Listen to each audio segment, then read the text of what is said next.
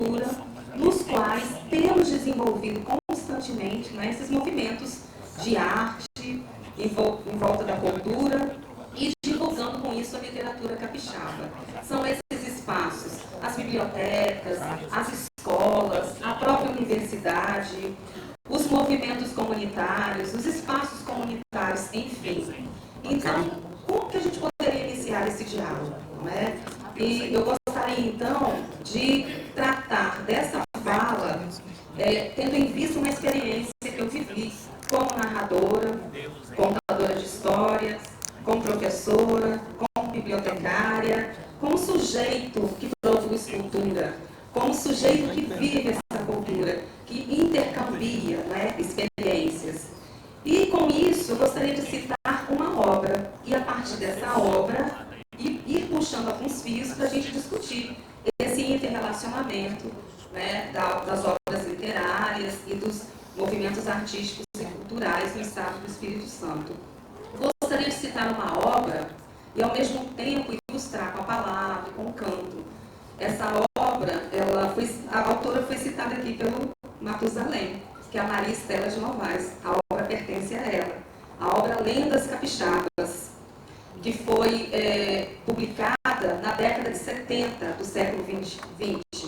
E hoje, né, no início do século XXI, ela foi reeditada. Está à venda na Biblioteca Pública Municipal de Vitória. E essa lenda foi a primeira lenda que eu li, assim, registrada mesmo por uma autora, uma pesquisadora, que foi a Maria Estela de Novaes. E ela se chama O Pássaro de Fogo. Quem conhece? Bastante, né? Bastante gente conhece. E ela começa mais ou menos assim. Vou tentar contar, né, para a gente iniciar esse diálogo, a lenda da forma que eu li, há muitas décadas atrás. Conta-se, em tempos que se foram, nos limites da história com a mitologia, que uma bela princesa indígena apaixonou-se por um índio guerreiro de tribo contrária. Jamais o pai da Índia poderia consentir no enlace amoroso da sua filha com um índio guerreiro de tribo contrária, estabelecendo-se por consequência uma intransponível divisa entre as terras indígenas, que hoje constituem as terras dos atuais municípios de Cariacica e de Serra. Acontece, porém, que não há trincheiras para o amor. Conseguiram os enamorados a ajuda de uma ave misteriosa, que em determinados momentos conduziam os dois enamorados a cômodos fronteiros, de onde podiam se avistar. E ela cantava para que a sua canção chegasse ao coração do eleito.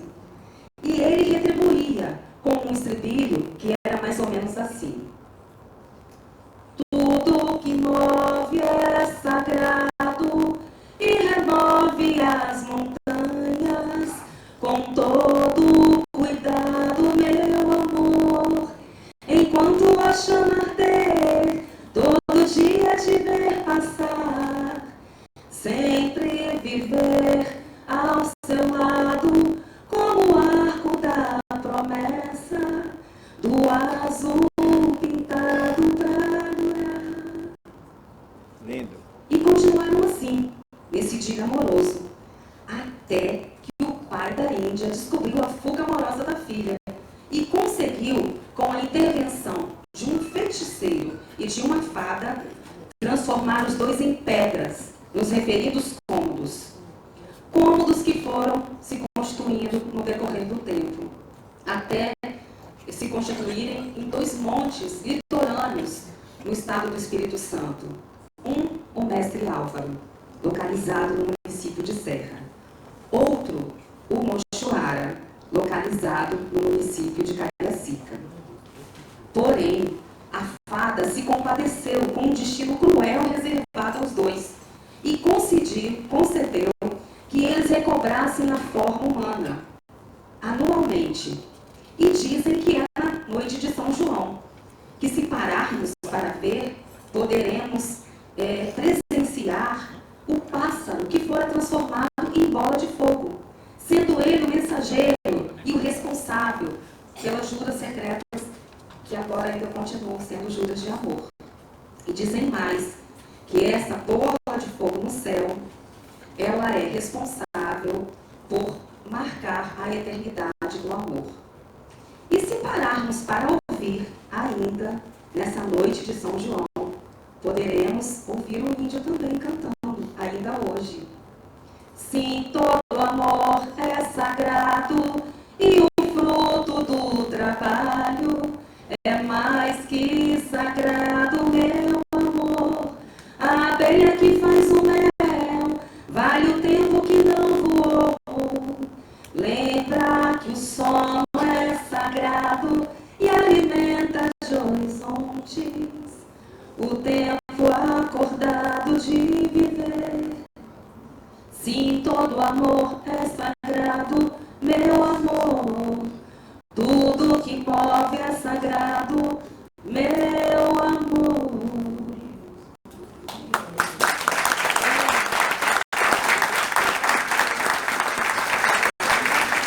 Bom, a história eu já falei, né? Ela foi resgatada pela autora Maristela de Novaes e podemos encontrá-la no livro Lendas Capixaba. E ela sofreu uma intervenção, né, artística musical com a música do nosso artista brasileiro Beto Guedes, Amor de Índio. Bom, eu reconto essa história há muito tempo. E por que eu trouxe ela hoje aqui?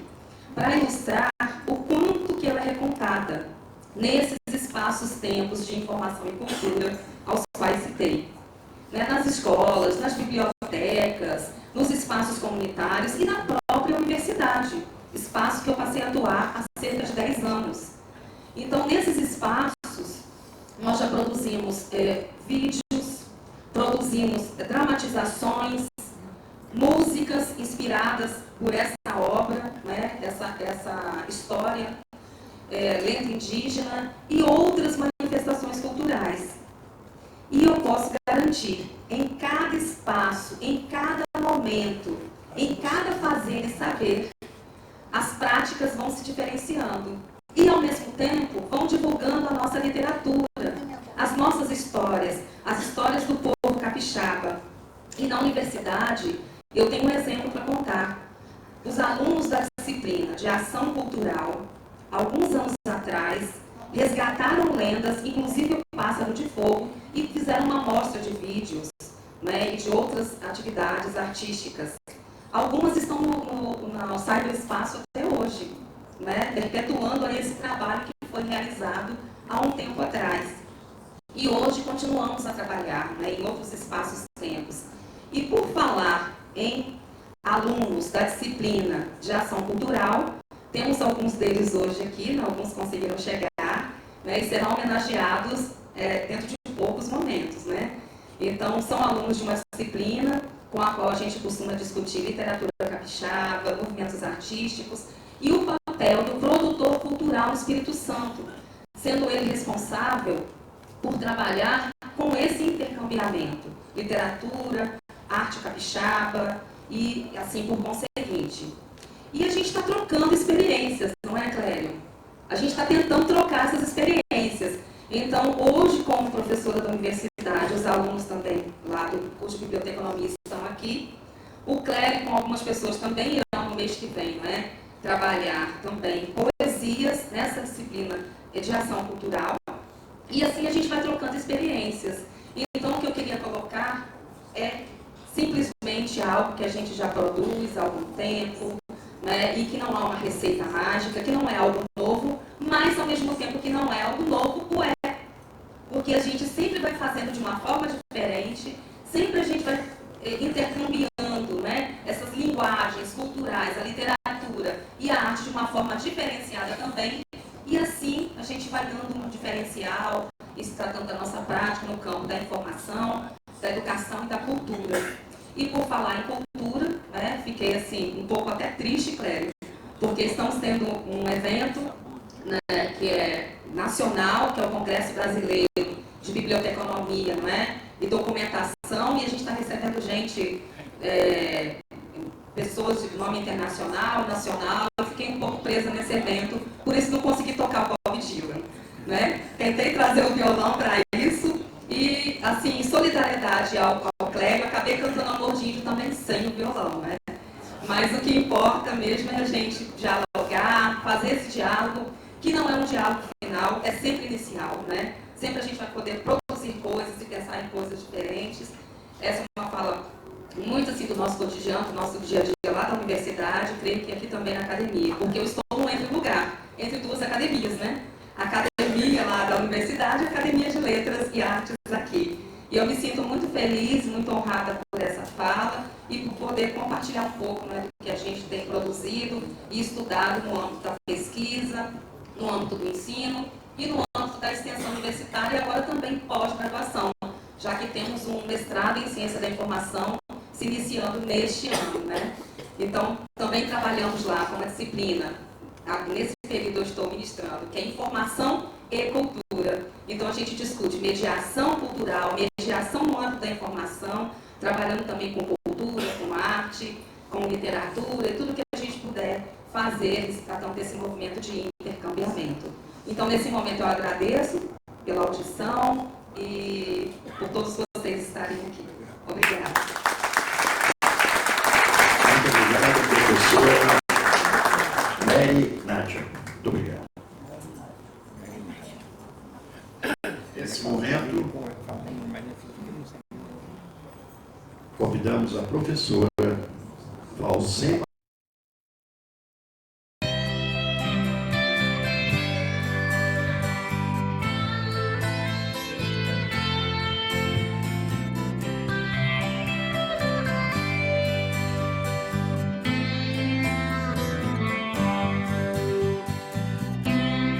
Um jeito de ser,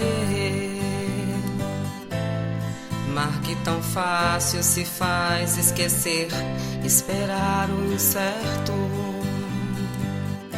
expressar o profundo sem saber o porquê. Engraçado pensar, logo existir sem que se saiba amar.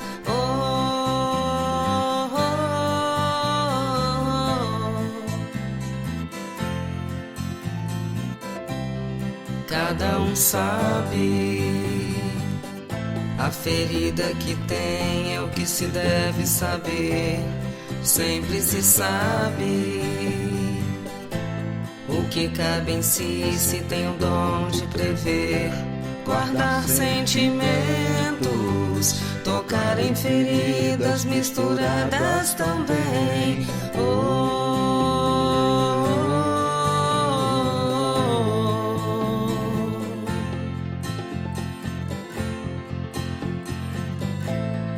Aos conceitos vêm questionamentos, o elo belo, claro, eterno. No meio não existe início, nem mesmo fim. Dê adeus ao que nos unia, temos o nada, isso não mais comove. Almas vão junto ao vento, o corpo desaparece, não se resiste ao tempo.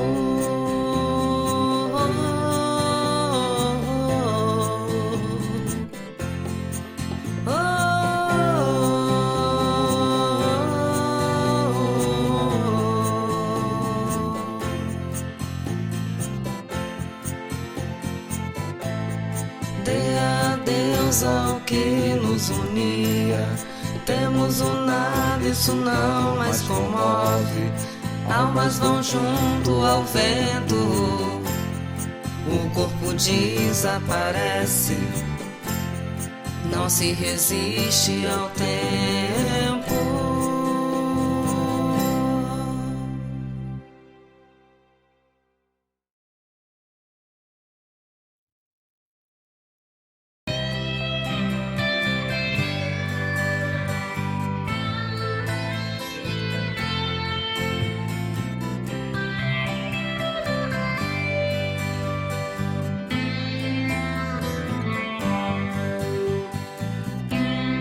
Um jeito de ser,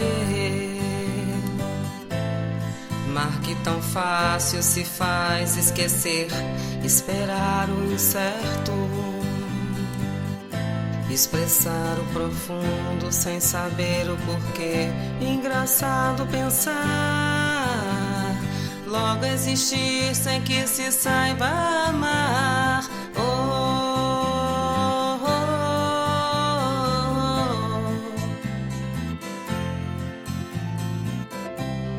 Cada um sabe, a ferida que tem é o que se deve saber. Sempre se sabe o que cabe em si, se tem o dom de prever. Guardar sentimentos, tocar em feridas misturadas também. Oh, oh,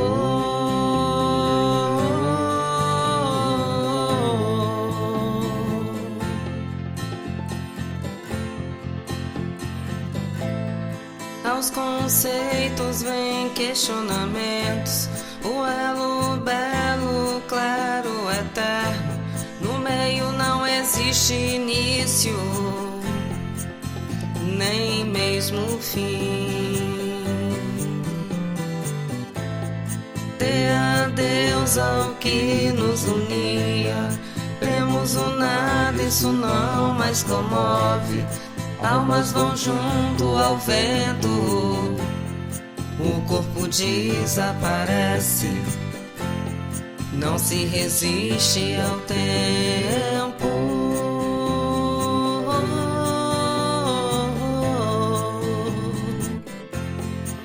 oh.